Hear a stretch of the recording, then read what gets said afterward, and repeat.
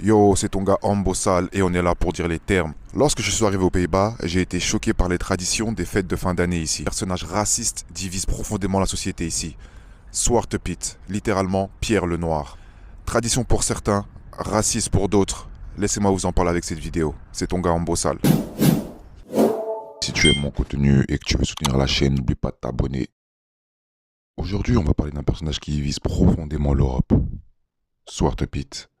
Pour certains, c'est une tradition joyeuse liée à l'enfance, pour d'autres, c'est un symbole raciste hérité de l'époque coloniale. Alors, qui est vraiment Zwarte Piet? D'où vient-il? Et pourquoi provoque-t-il autant de débats aujourd'hui? Zwarte Piet apparaît pour la première fois en 1850, dans un livre pour enfants intitulé Saint-Niklaas en Zarknecht, écrit par Jan Schenkman. Dans ce livre, on découvre plusieurs éléments nouveaux. Que Saint-Nicolas arrive d'Espagne en bateau à vapeur, qu'il est accompagné d'un serviteur noir, et ce serviteur porte des vêtements inspirés des pages de la Renaissance. C'est la première représentation claire de ce que deviendra Zwarte Piet. Mais il faut replacer cela dans le contexte historique. Au XIXe siècle, les Pays-Bas sont encore une puissance coloniale. L'esclavage dans les colonies néerlandaises ne sera qu'aboli qu'en 1863. À cette époque, il est courant qu'en Europe de représenter les personnages noirs comme des serviteurs exotiques.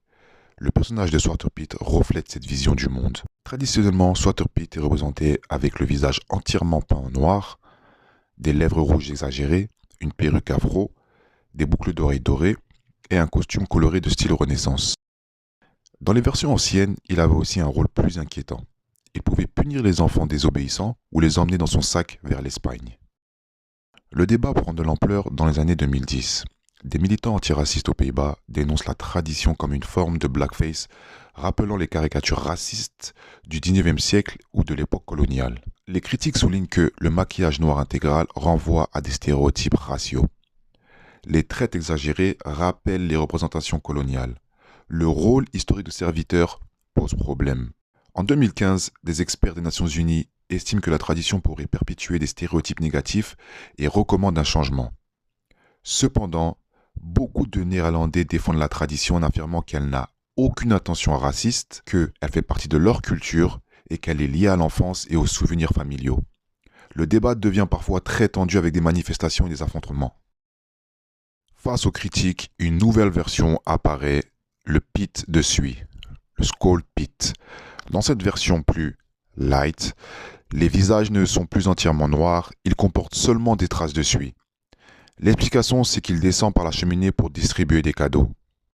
Zwarte Piet n'est plus seulement un personnage de fête. Il est un miroir de notre histoire et de nos contradictions. Chaque débat autour de lui nous rappelle une simple vérité. Les traditions peuvent évoluer, mais le respect et l'inclusion doivent rester. Alors cette année, en regardant Zwarte Piet, demandons-nous, célébrons-nous la magie ou grandissons-nous enfin ensemble?